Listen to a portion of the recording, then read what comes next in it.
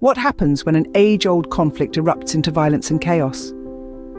In the northeastern state of Manipur, India, the ethnic tensions between the Meitei and Kuki communities have escalated dramatically. This strife has not only claimed numerous lives but also severely disrupted daily life, instilling a pervasive atmosphere of fear among the residents.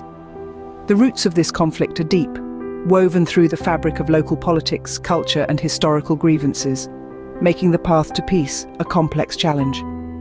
In the heart of this turmoil steps in the Indian Army with a mandate to restore peace and order. The first line of action: creating buffer zones. In the heart of Manipur, where tensions between the Meitei and Kuki communities have escalated, the Indian Army embarked on a crucial strategy. By demarcating buffer zones, the army sought to physically separate the two groups, thereby curbing the potential for violent clashes. This initiative was not just about drawing lines on a map, it was a calculated move to ensure peace and security. The buffer zones act as a no-man's land, a clear space where neither community can claim dominance. This separation is pivotal in controlling the movement of individuals who might pose a threat to peace. Particularly, it restricts the mobility of potential Meitei militants, preventing them from easily accessing Kuki areas.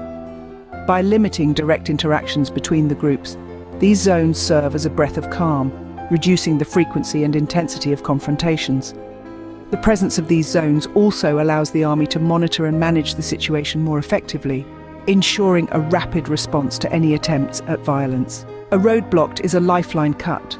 In the heart of Manipur, Meitei women have taken to the streets, not in celebration but in protest, barricading roads and halting the movements of the Indian Army and other security forces. These blockades are not merely inconveniences, they are strategic, aimed at drawing attention to their causes and grievances. The Indian Army, trained for combat and peacekeeping, found itself navigating a different kind of battlefield. The challenge was not only to clear the roads, but to do so with respect and sensitivity to the protesters' demands and emotions. Dialogue and negotiation became tools as potent as any weapon in their arsenal. Army officials were seen engaging with community leaders, listening to the women, understanding their concerns, and explaining the critical need for unobstructed roads. The resolution of these standoffs often came through mutual respect and understanding, leading to the gradual lifting of roadblocks. The roads open again, not just for the army, but for the hope of normalcy for everyone. In the age of information, truth is often the first casualty. The Manipur crisis has not been immune to the scourge of disinformation. Amidst the turmoil, certain local media outlets in Imphal have been accused of skewing narratives and propagating falsehoods. In response, the Indian Army has taken proactive steps to uphold the integrity of information. Recognizing the critical impact of accurate data in conflict resolution, the Army established specialized fact-finding teams. These units diligently sift through the cacophony of reports, verifying each claim against robust evidence. Their goal? To dismantle the web of fake news and ensure that public perception is shaped by facts, not fiction. These teams engage with the community, gather intelligence and publish their findings, providing a clearer, unbiased view of the events on the ground. Through their rigorous efforts, the truth about the conflict, stripped of embellishments and distortions, slowly comes to light. Cutting through the noise, the truth starts to emerge, piece by piece. Over 10,000 furs, but what's the truth behind them? In the heart of Manipur, amidst a swirling storm of conflict, the Indian Army stepped into a realm flooded with first incident reports. Allegedly, these reports were filed en masse, but without substantial grounds. This raised a significant question. Were these furs a genuine cry for help, or a tactical move in a larger game of misinformation? The Army's response was meticulous. They established dedicated teams to dive deep into the quagmire of these reports. Each FIIR was scrutinized, investigated and cross-verified with facts on the ground. The process was neither swift nor simple. It required sifting through mountains of data, statements and evidence to discern truth from fabrication. The outcomes were revealing.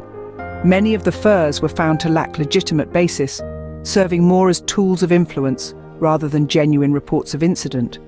This discovery wasn't just administrative, it had tangible impacts on the ground, helping to streamline military and relief efforts where they were genuinely needed.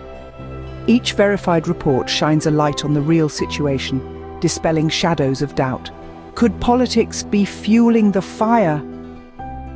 As we delve deeper into the complexities of the conflict in Manipur, the role of political ideologies cannot be overlooked. The Indian Army's fact-finding teams have unearthed evidence suggesting that certain Meitei politicians might be using the ethnic discord as a tool to further their own agendas. These findings indicate that the strife, often perceived purely as ethnic, has significant political underpinnings. It appears that the ideologies of these politicians are not merely incidental but are instrumental in shaping the course of events. This revelation shifts the perspective from a simple ethnic clash to a more orchestrated political maneuver, complicating the peace process considerably. The implications of these findings are profound. They suggest that any attempt at resolving the conflict must address not just the visible symptoms of violence, but also the underlying political motivations. Such insights are vital for understanding the full scope of the conflict and for developing strategies that target the root rather than just the branches. Understanding the root causes is the first step towards crafting lasting solutions. Every life is precious. In the throes of conflict, the Indian Army has been pivotal in adopting measures to safeguard lives in Manipur. Amidst the ethnic tensions, a cornerstone of their strategy involves the use of non-lethal tactics. Rubber bullets, tear gas and water cannons have been employed to disperse crowds without inflicting fatal injuries, a testament to their commitment to minimizing bloodshed. Further, the Army has intensified its community engagement efforts. By organizing peace talks and mediation sessions, they've fostered dialogue between the Meitei and Kuki communities. These initiatives are not just about restoring peace, they're about understanding the deep-seated grievances that fuel such conflicts. Additionally, medical camps have been set up to ensure that those injured during clashes receive prompt and adequate care, regardless of their ethnic background. This approach not only heals physical wounds, but also begins to mend the socio-cultural rifts. The goal is clear: reduce harm, save lives. A line on a map, a bridge to peace. The resolution of the ethnic conflict in Manipur has led to the intricate task of drawing new state boundaries between the Meitei and Kuki communities. This geographical demarcation is seen not just as a means of administrative convenience, but as a crucial step towards lasting peace. The process of redefining boundaries involves a myriad of challenges. It requires a delicate balancing act considering historical territories, current demographics, and economic resources. Experts and community leaders are working tirelessly to ensure that the new lines on the map respect cultural sensitivities and promote coexistence. One of the key goals in drawing these boundaries is to minimize future conflicts by clearly delineating territories, thus reducing points of friction.